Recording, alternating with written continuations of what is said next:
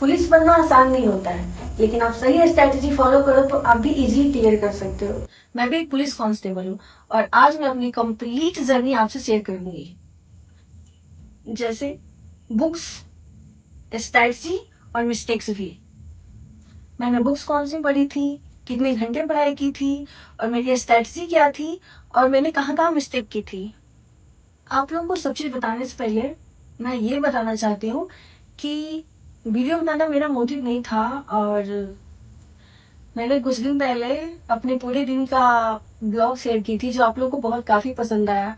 और आप सब लोगों ने मुझसे पूछा कि दीदी, मेरे भाई बहन, मेरे सारे दोस्त, कि दीदी आपने कैसे पढ़ाई की, आप कैसे पुलिस बनी, आपने क्या क्या क्या गलतियाँ की, आपको क्या क्या कठिनाइयाँ हुई हैं।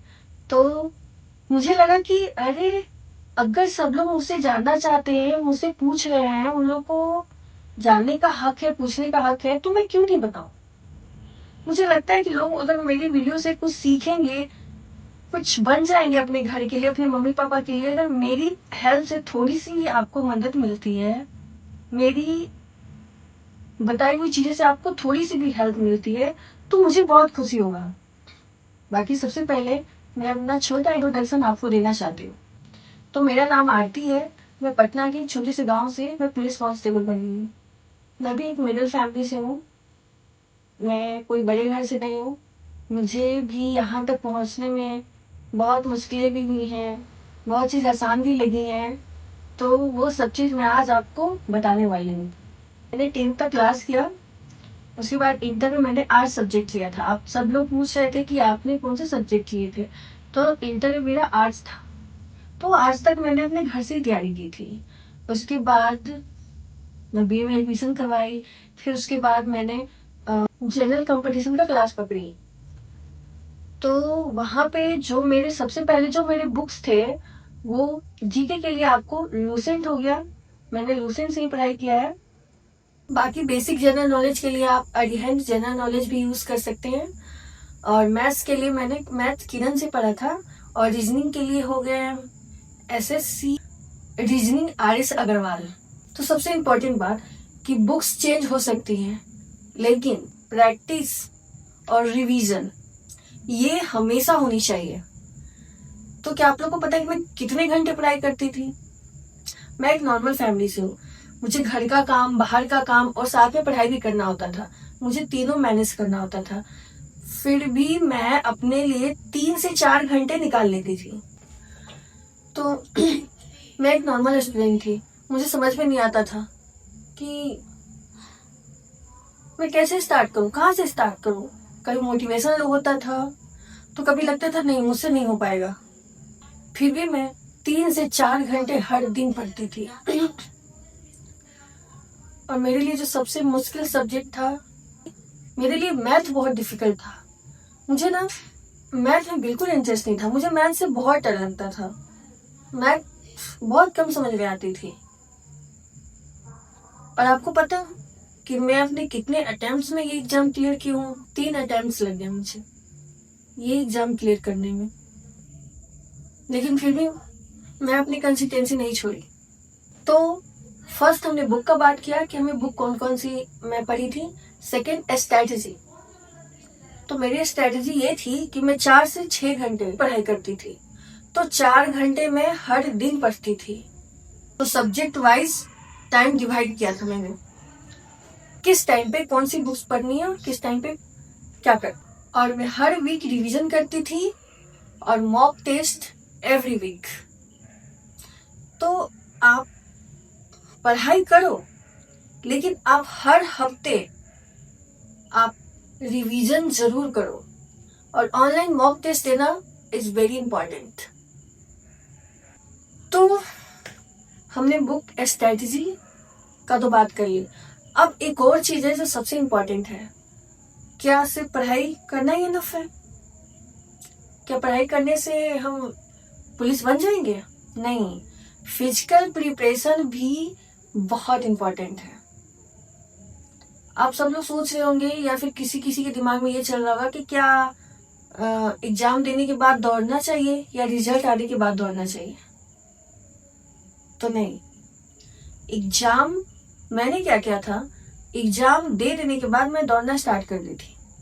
क्योंकि जब आप पढ़ रहे हो, आप 4 से 6 घंटे पढ़ाई कर रहे हो, आप अपना 100% दे कर आ रहे हो, तो मुझे लगता था कि मैं अपने 100% वहां पे दे चुकी हूँ। जब मैं अपना 100% वहां पे दे के आई हूँ, तो क्यों ना हम तैयारी करते हैं दौड़ का। तो मैं एग्जाम देकर आई थी और मैं दौड़ना स्टार्ट करी थी। और दौड़ना क्यों जरूरी है? क्योंकि जब आपका एग्जाम, ठीक है, बहुत सारे लोग होते हैं जो रिटर्न तो क्लियर कर लेते हैं, फिर भी वो पुलिस नहीं बन पाते हैं। क्यों पता है? क्योंकि फिजिकल टाइम भी हम लोग को बहुत परेशानियां झेलनी पड़ती है। और फिजिकल टाइम हमने काफी परेशानियां झेली है।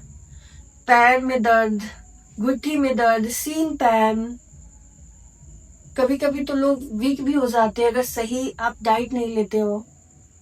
तो ये फिजिकल प्रिपरेशन भी उतना ही इम्पोर्टेंट है जितना कि आपके लिए रिटर्न निकालना। तो ये नहीं सोचना कि रिजल्ट आ जाएगा। कितना टाइम देता है? हम लोग के टाइम तो 2020 में जो लॉकडाउन लगा था तो उसमें काफी टाइम मिल गया था, तो मुझे लगा कि नहीं, मैं निकाल लूंगी इस बार। तो नहीं तो इतने कम टाइम मिलते हैं कि आप जब सोचो कि पहले एग्जाम दे दी और अब रिजल्ट आने का वेट करती हूँ, आएगा तो दौड़ूंगी, नहीं आएगा तो नहीं दौड़ूंगी। नहीं, ये गलती बिल्कुल मत करना। मैंने बहुत बार, मैं एग्जाम में फेल भी हूँ। एग्जाम देकर आई, मैं दौड़ना स्टार्ट की, रिजल्ट आया तो पता चला कि मेरा रिजल्ट तो आया ही नहीं, छोड़ दी उसके बाद से दौड़ना। फिर एग्जाम देती थी, फिर दौड़ती थी। तो दौड़ना बहुत जरूरी है। आपका फिजिकल भी बहुत ही जरूरी है। तो आप पढ़ाई के साथ साथ अपना फिजिकल प्रिपरेशन भी करते रहना है। और अब बारी है हमारे मिस्टेक्स की। तो मिस्टेक्स क्या होता है? स्ट्रेटजी ब्रेक करना। जो आप कंटिन्यू, अगर आप पढ़ाई कर रहे हो, बीच बीच में आप ब्रेक ले लेते हो कि नहीं अभी रेस्ट करते हैं, या फिर कहीं घूमने फिरने जाते हैं, या फिर कुछ ऐसी चीजें जो आप अपने स्ट्रेटजी से ब्रेक ले लेते हो। तो ये फर्स्ट मिस्टेक नहीं करना। सेकंड मिस्टेक क्या किया था? ये सारी मिस्टेक मैं की हूँ। सेकंड मिस्टेक ये हुआ मेरे साथ कि नोट्स तो बनाती थी पर रिवीजन प्रैक्टिस नहीं करती थी। तो सिर्फ नोट बनाइए और प्रैक्टिस ना कीजिए, ये भी बहुत बड़ी गलती है। थर्ड गलती है कि आप फिजिकल को इग्नोर करते हो, जो कि हमने ये चीज की है। दौड़ने जाती थी, मन नहीं करता था, लगता था नहीं यार नहीं होगा, दौड़ नहीं होगा। देख के ग्राउंड को रोना आता था, बाप रे कैसे दौड़ होगा मेरे से। हम लोग घर में बैठे रहते, पैर हाथ जकड़े होते हैं।